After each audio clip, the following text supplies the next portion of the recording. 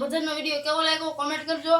અને અત્યારે હું વિડીયો એવો લઈને આવ્યો છું કે એમ જ્યારે અમારા બાપુજી જીવતા હતા ત્યારનો વિડીયો લાવેલો છું।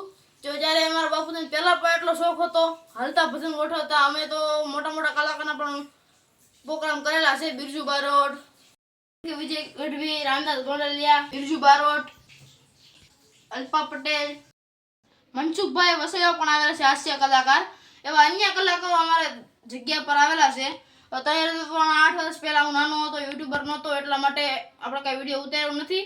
તો અત્યારે પણ મારા પપ્પાને મનસુખભાઈ વસૈયા ભેગો પ્રોગ્રામ છે હાલમાં અત્યારે।